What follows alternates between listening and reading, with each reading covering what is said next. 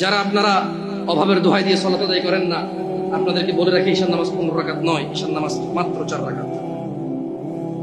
আমি এই আমার নাঙ্গলকোটে আমার গ্রামে এসে মুরব্বিদেরকে জিজ্ঞেস করেছি, বলেছি যে ঈশান নামাজ 15 রাকাত কিভাবে?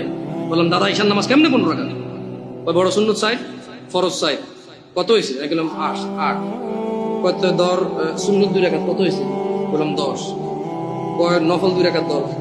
বললাম দাদা এটা ধরতে না কাকা, নফল কেন ঈশা ধর নাই? নফল তো নফল নিজেই নামাজ, এটা ঈশা কেন? তুই তো বেজাল্লা কথা কস, তুই আসলে তুই নফল 2 রাকাত। আমি বললাম না দাদা, নফল ঈশা নয়, ঈশার নিজে একটা নামাজ, নফল নিজে একটা নামাজ। ঈশা কেমনে 2 রাকাত হয়? নফলের কি সীমা আছে নি?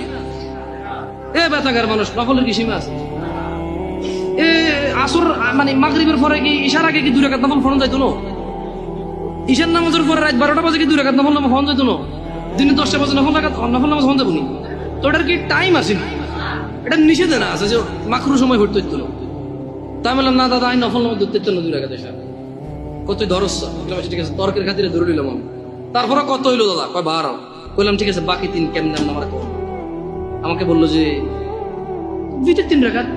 আমি বললাম যে বিতির তো নিজেই একটা নামাজ, একটুকে নফল করে আনছে। যাক, নফলে যদি কোনো টাইম নাই, আপনি ঈশার মধ্যে 2 রাকাত দিচ্ছেন, ঠিক আছে। মানুষ নফল পড়লে ইনশাল্লাহ কিয়ামতে যখন সে যাবে তার নামাজ ঘাটতে থাকলে আল্লাহ এই 2 রাকাত নফলকে তার ফরজে নিয়ে আসবে ইনশাআল্লাহ।